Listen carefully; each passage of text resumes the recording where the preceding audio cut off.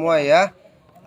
Mudah-mudahan tidak ada kurang satu apapun.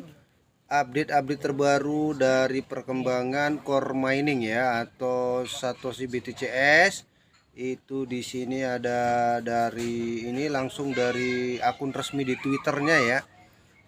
Jadi tulisannya di situ why proof of work ya. Artinya mengapa bukti kerja ya.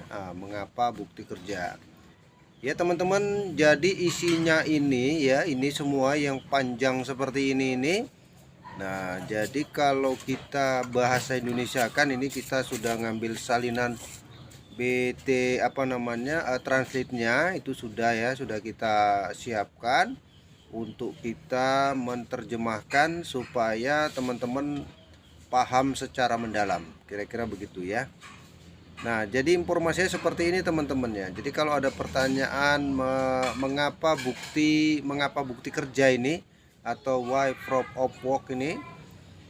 Nah, jadi di sini dijelaskan bahwa di asal usul inti blockchain ya, kami mengartikulasikan rasa hormat kami terhadap pendahulu blockchain kami ya, khususnya Bitcoin dan Ethereum yang inovasinya meletakkan dasar bagi core ya.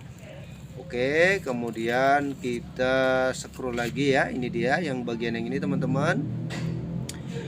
Nah, di Satoshi Plus Konsensus kami menjelaskan mekanisme konsensus baru kami yang menggabungkan aspek terbaik dari Bitcoin dan Ethereum. Oke, kemudian dalam The Merge is Here kami menyuarakan keprihatinan kami mengenai tren yang berkembang dari konsensus yang terdesentralisasi.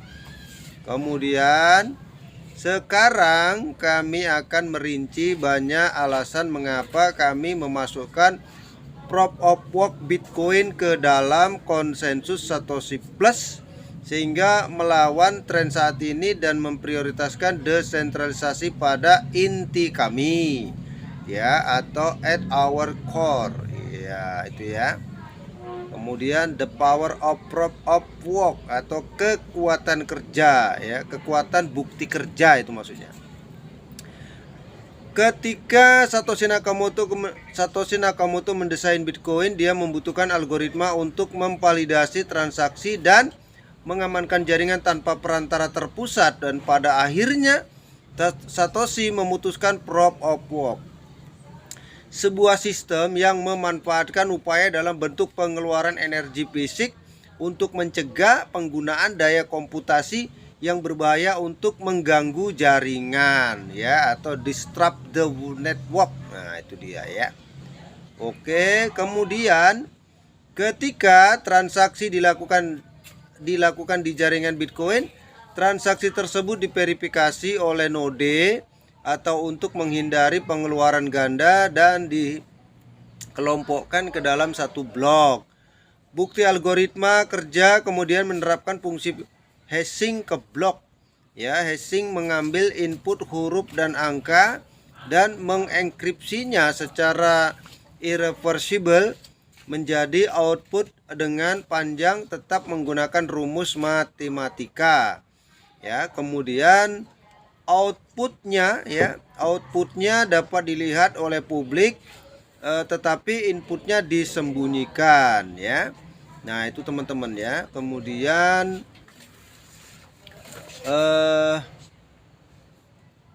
bentar ya, sembunyikan.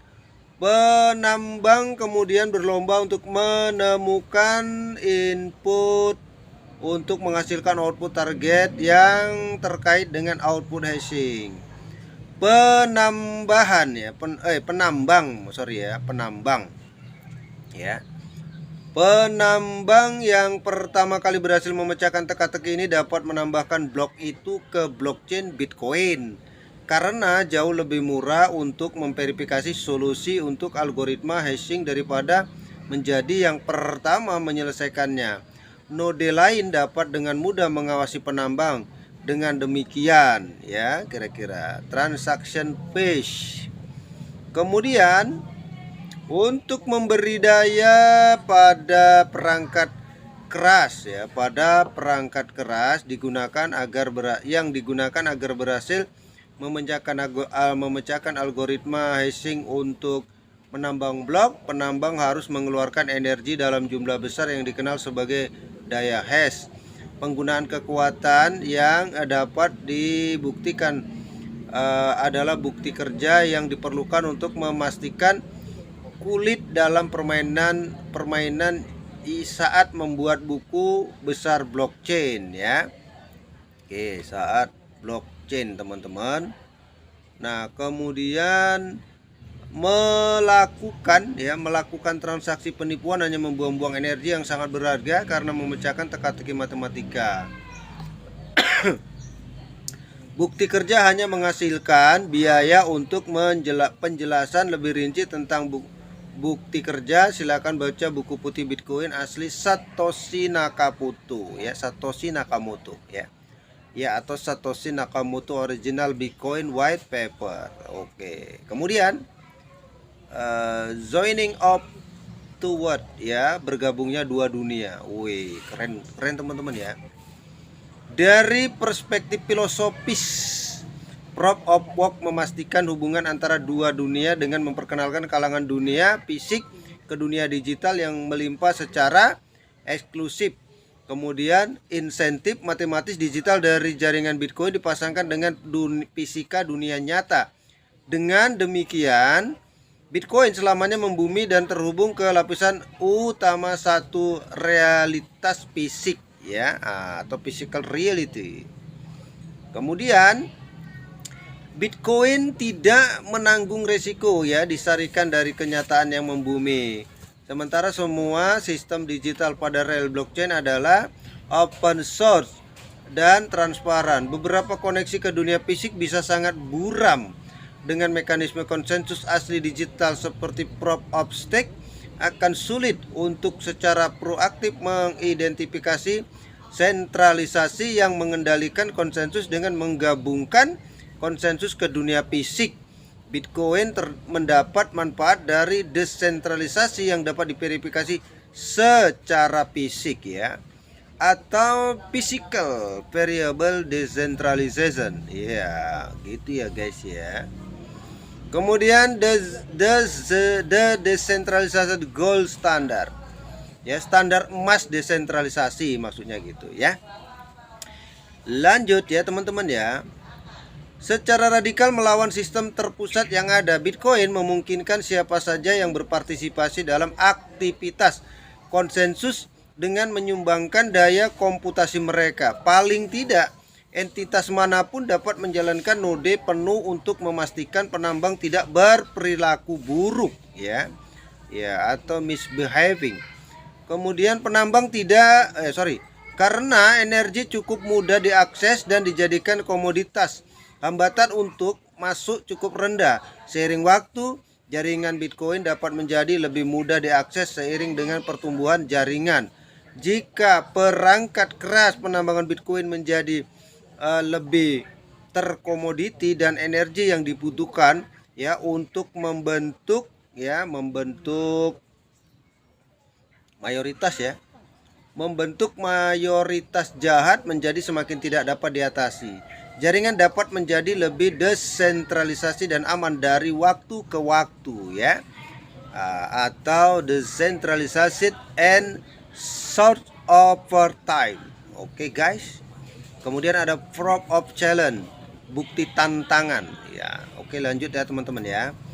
Seperti yang telah kami ilustrasikan sebelumnya dalam posting seperti core blockchain origin, Proof of Work mengoptimalkan desentralisasi tetapi dengan mengorbankan skalabilitas. Kami menjelaskan lebih lanjut tentang bagaimana Ethereum telah mengisi banyak celah tersebut, terutama dengan EVM dan transisinya ke Proof of Stake. Namun dalam The Merge is Here, kami menguraikan beberapa kekhawatiran mengenai penggabungan dan perannya dalam tren blockchain yang lebih luas yang beralih dari desentralisasi. Sekarang setelah penggabungan selesai, kami sudah melihat beberapa kekhawatiran kami dipalidasi seperti yang ditakuti sebagian besar ETH ya, yang dipertaruhkan pada awalnya berasal dari entitas terpusat seperti Coinbase dan Kraken. Sementara sebagian besar lainnya berasal dari entitas yang sebagian terpusat seperti Lido. Nah, itu dia ya. Atau controlled entitas like Lido. Oke teman-teman. Kemudian orang-orang yang percaya pada Proof of Stake dan kritikus Proof of Work mungkin menunjukkan bahwa distribusi kekuatan hash Bitcoin sebagian besar berada di tangan kumpulan penambangan yang besar dan cukup terpusat. Tentunya ini tidak ideal, tetapi juga tidak terlalu mengkhawatirkan seperti sentralisasi yang terjadi pada blockchain Proof of Work, Proof of Stake. Kumpulan penambangan tidak mengendalikan seluruh bagian hash rate mereka. Penambang Bitcoin dapat mengubah rute hash rate mereka dengan mudah. Kumpulan penambangan hanyalah penyedia layanan komoditas yang dimaksudkan untuk membungkam sumber daya dari banyak penambang untuk meningkatkan kemungkinan menemukan blok dan mendistribusikan hadiah. Jika kolom terpusat atau berperilaku tidak semestinya, penambang dapat segera beralih ke kolom lain. Tidak seperti kolom penambangan ETH pasca penggabungan terkunci dan tidak dapat dipindahkan secara signifikan, mengurangi kekuatan pemilik token sejati untuk memerangi perilaku buruk ya, atau combat misbehavior. Kemudian kustodian terpusat memiliki hak asuh atas token yang digunakan untuk memvalidasi jaringan Proof of Stake. Jika sentralisasi ini meningkat, mereka yang memegang kendali dapat menyebabkan kerusakan besar pada jaringan. Meskipun ini belum tentu mengancam jiwa saat ini, masalah ini bisa menjadi lebih buruk secara signifikan dari waktu ke waktu karena semakin banyak orang asli non blockchain bergabung dengan dunia blockchain. Ya, mereka kemungkinan akan menunda hak asuh dan tata kelola ke entitas terpusat. Lagi pula, seperti yang dikatakan H.L. Mencken, rata-rata pria tidak ingin bebas, dia hanya ingin aman atau self custody. Mungkin menawarkan kebebasan, tetapi kustodian yang terpusat menawarkan keamanan ya. But controlled custodian over safety. Oke, itu kira-kira teman-teman. Kemudian parallel proof atau bukti paralel. Agar tidak membingungkan pesan kami percaya bahwa Ethereum melakukan apa yang seharusnya dilakukan. Proof of Stake adalah terobosan luar biasa. Itulah sebabnya kami memasukkan bentuk modifikasinya ke dalam konsensus Satoshi Plus. Bentuk Proof of Stake yang kami pilih adalah delegated Proof of Stake karena memungkinkan pemegang core untuk merutekan ulang saham mereka mirip dengan kumpulan penambangan Bitcoin ya. Ya, atau similar to Bitcoin mining pool ya. Nah, kemudian dengan Bitcoin dan Ethereum di tempat mereka berada, tidak ada alasan bagus mengapa mereka harus berperang satu sama lain. Kesimpulan seperti itu bukan karena kesamaan mereka, melainkan perbedaan mereka. Mereka memiliki etos yang sama, tetapi bukan itu sebabnya mereka harus ramah. Mereka harus nyaman satu sama lain karena mereka sangat berbeda. Bitcoin dirancang untuk menjadi aset moneter keras ideal platonis yang tidak berubah dan konsisten. Ethereum dirancang untuk menjadi jaringan komputer virtual untuk produk dan layanan yang terdesentralisasi namun dapat diskalakan. Meskipun kurang terdesentralisasi daripada Bitcoin, itu tidak seperti entitas terpusat yang sangat koersif ya. Yang mendahulunya Ethereum adalah jaringan opt-in yang memberikan pilihan kepada pengguna untuk membangun dengan etos kelahiran digital, kedaulatan diri, dan desentralisasi. Nah, ya kan? Atau working simultaneously. Waduh. Meskipun Bitcoin dan Ethereum beroperasi secara paralel, keterputusan antara keduanya terlalu lebar untuk kenyamanan. Kami membutuhkan alternatif paralel lain untuk menjembatani kesenjangan. Namun demikian, skeptisme diarahkan pada rantai baru dijamin dengan banyak proyek baru memanfaatkan tren skalabilitas di semua biaya. Banyak proyek tidak semurni Bitcoin dan Ethereum. Aduh, belacan. Terutama saat diluncurkan dengan memprioritaskan investor awal dan kelompok terpusat lainnya dengan mengorbankan pengguna jaringan yang terdistribusi. Agar blockchain baru benar-benar memenuhi kebutuhan landscape kripto saat ini, ia harus secara efektif menjembatani kesenjangan antara Bitcoin dan Ethereum tanpa pengorbanan yang terkait dengan rantai lain. Ya, itu teman-teman ya. Associated with order chain. Nah, itu dia. Kemudian ada core proof atau bukti inti. Hubungan core dengan proof of work merupakan faktor pembeda. Sementara sebagian besar proyek lain lebih memilih untuk mengabaikannya sebagai peninggalan masa lalu yang kurang lebih berguna. Kami melihatnya sebagai contoh prinsip pertama blockchain. Itulah sebabnya konsensus Satoshi Plus bergantung pada kekuatan hash penambang Bitcoin untuk mendesentralisasikan jaringan inti. Ya, BTC, kemudian proof of work adalah jangkar kami, dan hubungan antara core dan Bitcoin adalah simbiosis ya. Penambang Bitcoin tidak kehilangan apa-apa ketika berkontribusi ke jaringan inti dan sebenarnya memiliki banyak keuntungan karena mereka dihargai karena mengamankan rantai.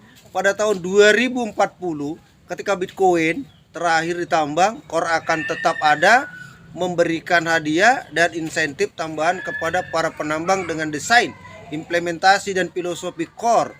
Seluruh ekosistem kripto akan menjadi penerima manfaat ya. The entry ya. Crypto ecosystem will be the beneficiary. Nah, itu udah ngeri teman-teman ya.